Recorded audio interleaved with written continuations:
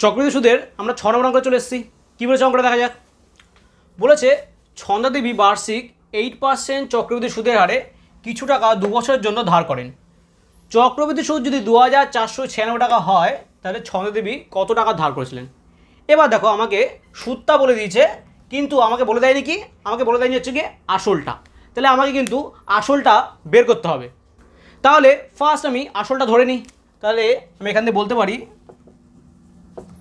ধরি ছন্দা দেবী মোট x টাকা ধার করেছিলেন।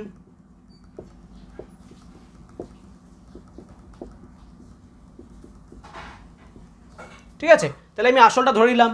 তো অতএব এখান থেকে আসল পি x টাকা, সুদের হার আর হচ্ছে গিয়ে 8%, সময় n কত হবে 2 বছর। অতএব আচ্ছা দেখো আমাকে কিন্তু চক্রবৃদ্ধি সুদটা বলে দিয়েছে, তাই তো? তাহলে আমি চক্রবৃদ্ধি সুদের সূত্র ইউজ করি। তাহলে অতএব চক্রবৃদ্ধি সুদ সূত্রটা কী হবে? পি 1 + r/100 n - 1, তাই তো? এই সূত্রটা কী করে এসছে আমি আরেকবার দেখে দিচ্ছি, যারা আগের ভিডিও দেখোনি। আমরা সমূল চক্রবৃদ্ধি সুদের সূত্র জানি হচ্ছে গিয়ে পি × 1 + r/100 n, তাই তো? এটা সমূল চক্রবৃদ্ধি সূত্র, ঠিক আছে? তো এখান থেকে যদি আমি আসলটা বিয়োগ করে দিই তাহলে কী হবে, আমার চক্রবৃদ্ধি সুদের সূত্র হয়ে যাবে। ব্যাস, এখান থেকে আমি পি কমন নিচ্ছি।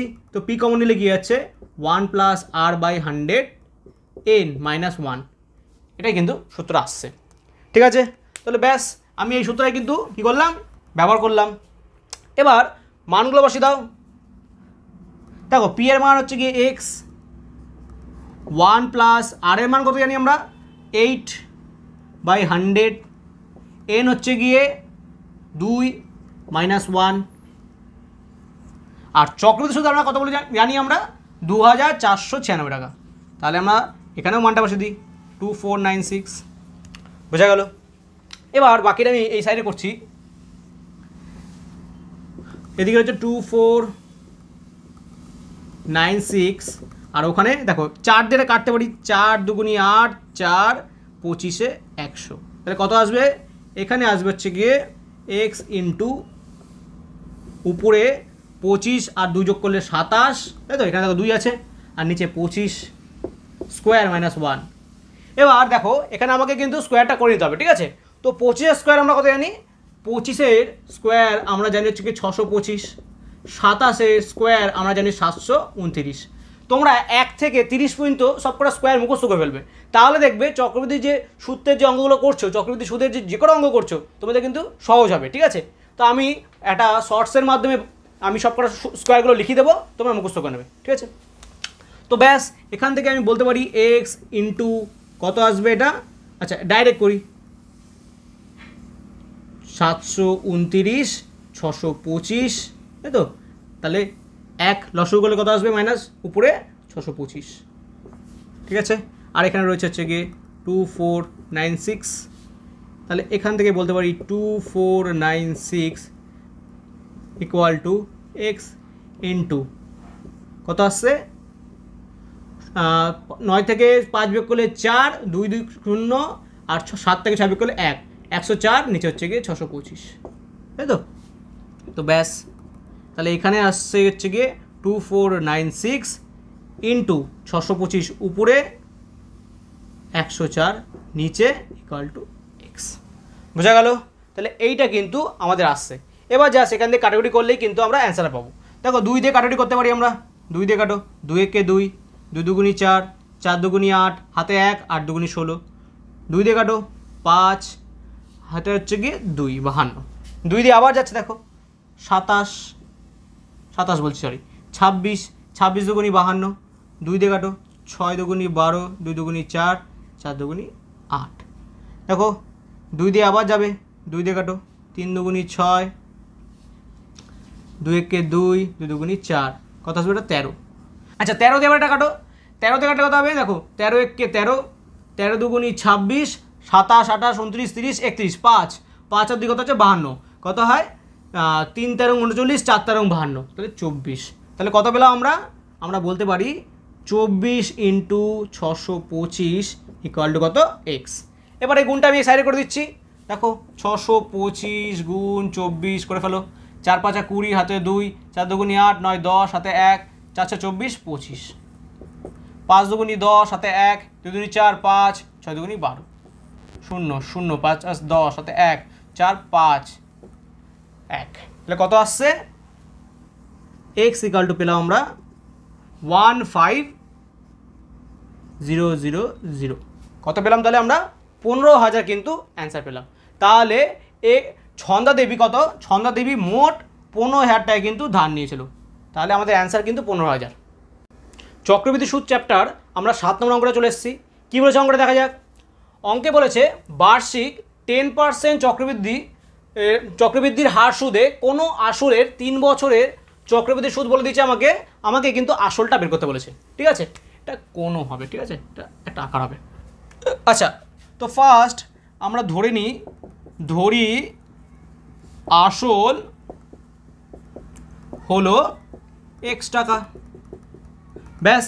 এবার আমরা লিখে ফেলি, অতএব আসল p x টাকা সময় n 3 বছর সুদের হার আর হচ্ছে গিয়ে 10%। অতএব আচ্ছা আমাকে চক্রবৃদ্ধি সুদ বলে দিয়েছে, তাহলে অতএব চক্রবৃদ্ধি সুদের সূত্রটা ইউজ করি। চক্রবৃদ্ধি সুদ ইকুয়াল টু সূত্র কি p 1 plus r/100 n minus 1, তাই তো। p কত আমার, p হচ্ছে গিয়ে x 1, r এর মান কত 10/100, n কত কিউব মাইনাস 1। এবার চক্রবৃদ্ধি সুদ আমাদের কত বলেছে 2648, তো আমরা সেটাও লিখে নিলাম। এই পাশে করো। আচ্ছা দেখো এখানে এই 0 0 কেটে যাচ্ছে, তাহলে এখানে আমি বলতে পারি 2648 ইকুয়াল টু এক্স ইন্টু 1। আচ্ছা এটা একবারে করে ফেলি, দেখো 10 এটা যোগ করলে কত হবে 11, কত আসবে এটা 11/10 পুরোটা কিউব মাইনাস 1। আচ্ছা 11 কিউব কত হয়, 11 কিউব তোমরা কী করে করবে 11 গুণ 11 গুণ 11 এইটা গুণ করবে, ঠিক আছে। তো গুণ করে দেখবে 1331 এসছে, বা তোমরা হচ্ছে গিয়ে পুরোটা মুখস্থ করে নিতে পারো, ঠিক আছে। 11 কিউব 12 কিউব 13 কিউব এগুলো মুখস্থ করে নিতে পারো। আচ্ছা আমি তোমাদের করে দেখাচ্ছি। 11 গুণ করলে 121 হয়, 121কে 11 গুণ করো 1 2 1 গুণ 1 2 1, তাহলে কত আসছে 1331। তাহলে তোমরা গুণও করে নিতে পারো বা একবারে মুখস্থ রাখতে পারো। তাহলে কত আসছে উপরে আসছে হচ্ছে কি আমার 1331। আচ্ছা 10-এর কিউব কত হবে, 3খানা 10 গুণ করতে হবে, তা 3খানা 10 গুণ করলে কত আসবে 1 1 2 3 1000, ঠিক আছে। মাইনাস 1 আছে, তাহলে লসাগু করলে কত আসবে উপরে 1000 চলে আসবে। আচ্ছা সেকেন্ড ব্র্যাকেটে উঠিয়ে দাও, ফার্স্ট ব্র্যাকেট দিয়ে দাও। এপাশে কত আছে, এপাশে আছে হচ্ছে 2648। এইবার আমরা 2648 ইকুয়াল টু এক্স এটা বিয়োগ করে দিই, বিয়োগ করলে কত আসবে 331 নিচে 1000। 2648 1000টা দিকে আসলে কী হবে উপরে গুণ হয়ে যাবে, আর 331টা কী হবে ভাগ হয়ে যাবে, ইকুয়াল টু এক্স। এবার একটা জিনিস মাথায় রাখবে, তোমাকে যখন এত বড় একটা কাটাকুটি করতে দিয়েছে তাহলে তোমাদের কিন্তু অ্যান্সারটা মিলবে, ঠিক আছে। তো যে অঙ্কটা করতে দিচ্ছে সে এমন তো যাবে না তোমাদের অঙ্ক না মিলুক, তা দেখবে ডাইরেক্ট কাটাকুটি করার চেষ্টা করো। দেখো এই সংখ্যা দিয়ে এটা কাটাকুটি চলে যাবে, দেখো লাস্টে 8 দেখতে পাচ্ছ, ডাইরেক্ট দেখো তো 8 দিয়ে গুণ করে যায় কিনা, দেখো 8 একে 8 3 এটা 24 হাতে 2 3 এটা 24 26, ঠিক আছে চলে গেছে। তাহলে মাথায় রাখবে ম্যাক্সিমাম কিন্তু এই অঙ্কে ভগ্নাংশ আসার চান্স একদম 0, ঠিক আছে। তোমাদের যখন অঙ্ক করতে দিয়েছে তাহলে কাটাকুটি যাবে। তো তোমরা যদি দেখো যে অনেক বড় সংখ্যা তাহলে তোমরা ছোটো ছোটো করে নেবে, 5 দিয়ে কাটো 2 দিয়ে কাটো, কিন্তু দেখো ডাইরেক্ট দেখো যদি কাটাকুটি মনে হয় যে চলে যেতে পারে তাহলে কেটে দেবে। তাহলে দেখো এটা ডাইরেক্ট কেটে দিচ্ছি আমি, কত দিয়ে যাচ্ছে 8 দিয়ে যাচ্ছে, তাহলে এখানে কত হবে 8 গুণ 1000 মানে 8000 ইকুয়াল টু এক্স। তাহলে এক্স ইকুয়াল টু কত পেলাম আমরা 8,000। তাহলে আমার আসল কত হবে? আসল কিন্তু 8,000 হবে। তাহলে এটাই কিন্তু আমাদের অ্যান্সার। চক্রবৃদ্ধি সুদের আমরা 8 নম্বর অঙ্কে চলে এসেছি। কী বলেছে অঙ্কটা? রহমত চাচা বার্ষিক 9% চক্রবৃদ্ধি হার সুদে কিছু টাকা সমবায় ব্যাংকে জমা রেখে 2 বছর পর সুদে আসলে 29,702 টাকা পেলেন, 29,702.50 টাকা পেলেন। এবং রহমত চাচা কত টাকা ব্যাংকে জমা রেখেছেন সেটা বের করতে বলেছে। তাহলে আমাকে আসলটা বের করতে বলেছে। আগের অঙ্কের মতোই এখানেও কিন্তু আমাকে আসলটা বের করতে বলেছে, কিন্তু আমাকে কিন্তু এবার সুদ আসলটা বলে দিয়েছে। আগের অঙ্কে শুধু আমাকে চক্রবৃদ্ধি সুদটা বলে দিচ্ছিল, তাই জন্য আমরা চক্রবৃদ্ধি সুদের সূত্রটা ইউজ করছিলাম। এবার আমরা সমূল চক্রবৃদ্ধি যে সুদের যে সূত্রটা আছে সেটা ব্যবহার করব। তাহলে ফার্স্ট আমরা কী করব? ধরে নেব। কি ধরব? ধরি রহমত চাচা এক্স টাকা সমবায় ব্যাংকে জমা রেখেছিলেন।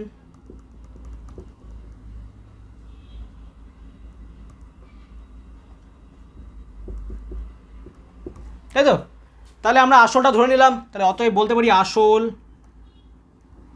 পি এক্স টাকা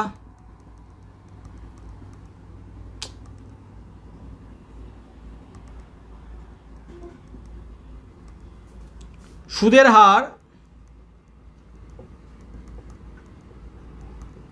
কত বলেছে? 9%।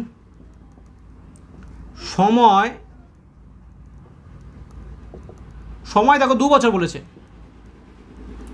এবার যেহেতু আমাদের সুদ আসল বলে দিয়েছে, তাহলে আমরা সুদ আসলের সূত্র ইউজ করি। সুদ আসল বা সমূল চক্রবৃদ্ধি সুদ একই ব্যাপার। ইকুয়ালটা আমরা কি জানি? P into 1 plus r by 100 পুরোটা এন।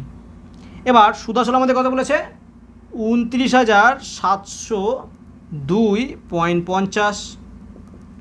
পি আমরা এক্স ধরেছি, 1 প্লাস আর কত? আর 9, নিচে 100 পুরোটা স্কোয়ার। এবার এই পাশে আমরা লিখি 29,702.50 ইকুয়াল টু এক্স। আচ্ছা দেখো, এটা লসগু করলে কী হবে? উপরে আসবে 100 আর যোগ 9, তাহলে উপরে 109 আসছে আর নিচে 100 পুরোটা হোল স্কোয়ার। তো এটাকে হোল স্কোয়ার করে দাও। আচ্ছা 109 হোল স্কোয়ার কত? আমি দেখিয়েছিলাম 109 হোল স্কোয়ার করে করতে হয় একটা শর্টসের ভিডিওর মাধ্যমে। তোমরা যারা দেখোনি তাদের জন্য আমি আবার দেখিয়ে দিচ্ছি। যখনই এরকম 109 গুণ 109 বা ধরুন হচ্ছে 109 গুণ 108 এরকম 3 ঘরের অঙ্কের যখন আমাকে গুণ করতে হবে, তখন মাথায় রাখবে এই 109 কি 100-র কাছাকাছি আছে, তাই তো? তো গুণটা কীভাবে করবো? আচ্ছা এবার এরা 100-র কাছাকাছি আছে, কিন্তু এদের থেকে 9 বেশি আছে। কি আছে? 9 বেশি আছে। তো ব্যাস আমরা গুণটা দুটো ভাগে করব, ঠিক আছে? ফার্স্ট কী করবো? এই 9-9কে আমরা গুণ করব। 9-9 গুণ করলে কত হয়? 81। আর এই কোনাকুনি এবার আমরা কী করবো? যোগ করব, ঠিক আছে? এই 9 দিয়ে 109 বা এই 9 দিয়ে 109 দুটোর মধ্যে যে কোনো একটা যোগ করলে কত আসে? 118। ব্যাস এটাই কিন্তু অ্যান্সার হবে। তাহলে এক্স ইন্টু 11881, ঠিক আছে? তাহলে এই গুণটা দেখো আমাদের এক লাইনে হয়ে গেল। তো তোমরা যদি বারবার করে প্র্যাকটিস করো তাহলে দেখবে কিন্তু তোমরা মুখোমুখি করতে পারছো, ঠিক আছে? ব্যাস 100 স্কোয়ার কত হবে? দুটো শূন্য আরও বেশি হবে, তাই তো? 100 গুণ 100। আর এ পাশে আমাদের কত রয়েছে? 29,702.50। এবার আমাকে এক্সের মান বের করতে হবে। সব এ পাশে চলে আসো। তাহলে 29,702.50 গুণ এইটা কী হবে? উপরে চলে আসবে। ভাগ ছিল এটা দিকে আসলে গুণ হয়ে যাবে। আর 11881টা নিচে চলে আসবে। আচ্ছা এই 50-এর আগে যে পয়েন্ট আছে যদি তুলে দিই তাহলে কী হবে? নিচে 100 চলে আসবে। এই শূন্য ওই শূন্য কেটে দাও, এই শূন্য ওই শূন্য কেটে দাও, তাই তো? এবার দেখো এবার কাটাকুটি করতে হবে। দেখো লাস্টে এখানে 1 আছে, এখানে 5 আছে, তাই তো? তাহলে এটা 2 দিয়ে না নিচেরটা যাবে না উপরেরটা যাবে, তাই তো? এটা 2 দিয়ে যাবে, কিন্তু এটা 2 দিয়ে যাবে না। তাহলে 3 দিয়ে দেখো, 3 দিয়ে কী হচ্ছে? 3 তিরিকে 9, হাতে এলো 2, 2 আর 8 কত হচ্ছে? 28, তাই তো? 3 7 21, 3 8 24, 3 9 27, হাতে এলো 1, 3 6 18, 1 রয়ে গেল। তো 3 দিয়েও যাবে না, 4 দিয়ে তো যাবেই না, 5 দিয়ে তো যাবেই না, কেন? লাস্টে 1 আছে, 5 দিয়ে যাবে না, 6 দিয়েও যাবে না, 7 দিয়ে দেখো, 7 একে 7 রয়ে গেল হচ্ছে 4, 4 আর 8 কত হচ্ছে? 48, তাই তো? 5 7 35, 6 7 42, 7 7 49, তাহলে হচ্ছে গিয়ে 6 7 42, তাহলে হাতে এলো 6, তাই তো? 7 9 63, 64 65 66 67 68 5 51, তাহলে 7 দেওয়া যাবে না। 9তে দেখো লাস্ট, 9 কে 9, তাই তো, হাতে রইলো 2, 2 আর হচ্ছে কি 8, তাই তো, 3 9 27, হাতে রইলো 1, 9 দুগুণি 18, তাহলে 9 দেওয়া যাচ্ছে না। তাহলে যখন এরকম বড় সংখ্যা থাকবে, যেটা দেখছো কি 1, তারপরে হচ্ছে কি 5 3 9 2, এগুলো কিছুতেই যাচ্ছে না, তখন কি করবে, একটু ভাঙিয়ে নেবে। এই দেখো, এই যে উপরে যে সংখ্যাটা যেটা অনেক বড় আছে, এটাকে একটু ভাঙিয়ে নিই আমি। কী করে ভাঙাবো, বর্গমূল করে দিই। 29705, একে বর্গমূল করো। দেখো লাস্টে 5 আছে, তাহলে 5 দিয়ে বর্গমূল করো। 5 4 5 5 5 25, হাতে রইল 4, তাই তো, 47, 5 9 45, হাতে রইল 2, 4 5 20, 0 5 5 25, 5 1 5, 5 1 5, হাতে রইল হচ্ছে গিয়ে 4, 5 আর 40, 4 5 আর 40, 5 1 5। দেখো 11881, তাই তো, নিচে আমাদের এটা আছে, তাহলে ব্যাস আর ভাঙানোর দরকার নেই। তাহলে এখানে আমরা বলতে পারি এটাকে ভাঙিয়ে 5 গুণ 5 গুণ 11881, আর এখানে কত ছিল, 1000 ছিল, বসিয়ে দিই। নিচে 11881, তাই তো, ইকুয়াল টু এক্স। এবার মাথায় রাখবে, তোমরা যে এই বর্গমূলটা করলে, এটা কিন্তু তোমরা পরীক্ষার সময় খাতার ডান দিকে যে রাফটা করবে সেখানে কিন্তু দেখিয়ে দেবে, ঠিক আছে। তো স্যার বুঝতে পারে তোমরা কী করলে ব্যাপারটা, ব্যাস এটা কেটে দাও। তাহলে এখানে কত রইলো, 5 গুণ 5 মানে 25, আর 1000 গুণ করলে কত হবে, 25,000। তাহলে রমা চাচা 25,000 টাকা কিন্তু ব্যাংকে জমা রেখেছিলেন। তাহলে এটাই কিন্তু আমাদের অ্যান্সার।